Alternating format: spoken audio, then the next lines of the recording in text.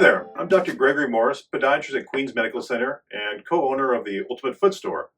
I'm here today to talk about the Achilles tendon and Achilles tendinitis and heel spurs in the back of the heel.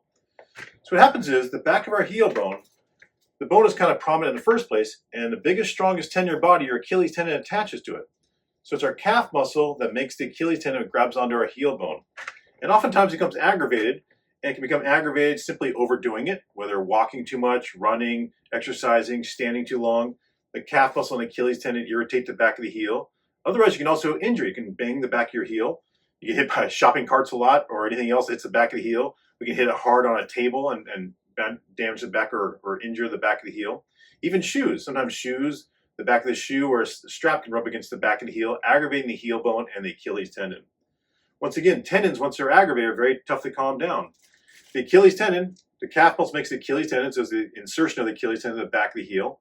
And it gets irritated, typically at the insertion on the back of the heel of the Achilles tendon. You can also have pain along the tendon itself. You can also tear the tendon or rupture the tendon. But typically, most people just kind of aggravate the tendon down at the base of the heel. That constant irritation of the heel can cause a spur to form. So very common, people have a spur in the back of the heel, and that spur further aggravates the Achilles tendon because instead of having a nice landing strip or insertion for the Achilles tendon, there's now a rough piece of bone that's irritating the tendon. Once there's a spur there, the spur will always be there, but the pain will wax and wane depending on activity level. There's also what we call bursa that becomes inflamed and develop bursitis. So when people have pain in the back of the heel, it's usually a combination of Achilles tendinitis, bursitis, and heel spur. So once that heel is aggravated, whether overdoing it with exercising or injuring it and hitting it, it's hard to calm down so we're always on our feet. So the first thing you want to do is lots of stretching.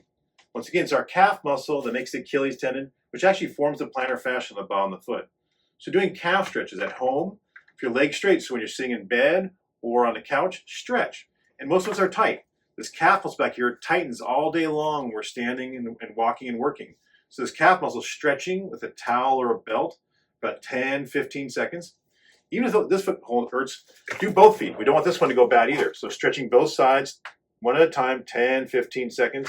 And do that at least twice at nighttime, and especially in the morning, because all night long when you're sleeping, that calf muscle really tightens up. So stretching that calf muscle for 10, 15 seconds, especially in the morning, because every time you feel that pain in the morning, you're aggravating that tendon. It's going to keep on perpetuating the problem. So you're stretching at home with a towel or a belt. During the daytime, do your typical calf stretches. Against the wall, do your calf stretches, legs straight, bend your knee, heel on the ground, toes against the wall, stretch nice and easy. Nice, easy, long, 10, 15 second stretching. Don't bounce. Everything's nice and slow and sustained stretching. Massaging the back of the leg, massaging either by hand or rolling it. You can use like a rolling pin or a foam roller. The best thing is those massage guns, and using a massage gun and massaging that back of that calf muscle. Constantly stretching, massaging that calf muscle will relieve that tension that's causing the Achilles tendinitis. And on the tendon itself, you can ice it down or go back and forth. You can try ice for 10, 15 minutes, and you can also heat it up. Ice to calm inflammation down, heat to bring blood to help heal up faster. Using topical medications such as Tiger Balm or Bengay or diclofenac or Voltaren gel, which is an Advil gel, works very well on the back of the Achilles tendon. And then shoes, the biggest thing in Hawaii, we all go barefoot around the house, which puts a lot of strain on the back of the heel. Especially when you have Achilles tendonitis, wearing a small little heel or wedge typically feels better. So my favorite sandal is what we call a bionic wedge. It has a nice little heel to it, and it takes the stress off the calf and Achilles tendon. Combined, it has nice good cushioning and nice arch support. So wearing a sandal that has a little bit of arch support, but also a little heel or wedge will take stress off the Achilles tendon and help it calm down. So even in the house, wearing something like that. And then shoes, any kind of good walking shoe.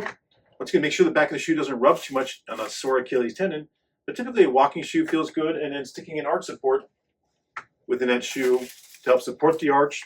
You know, there's a little heel lift to it too. It'll take the stress off of there too. So good slippers or sandals, even in the house. Small little heel or wedge, a good walking shoe. And then we also have these we call plantar fasciitis sleeve, but also works really well for Achilles tendonitis or any swelling in your foot. After surgery, I have my patients get one of these little compression socks, not only to help support the foot, it also keeps the swelling down after surgery, any kind of injury, ankle sprains. Wearing a little compression sleeve keeps the swelling down and gives you a little extra support. And then taking anti-inflammatory medication, Motrin, Advil, ibuprofen, that helps calm down the inflammation in the tendon too.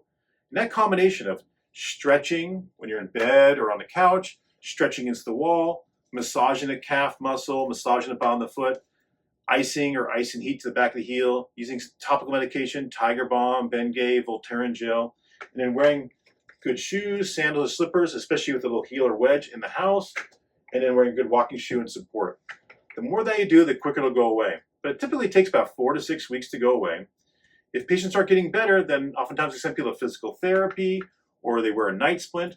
And if the spur and the heel continues to be painful, yes, I do surgery. Then remove that heel spur and repair the Achilles tendon.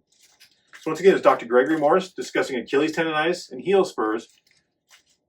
Thank you.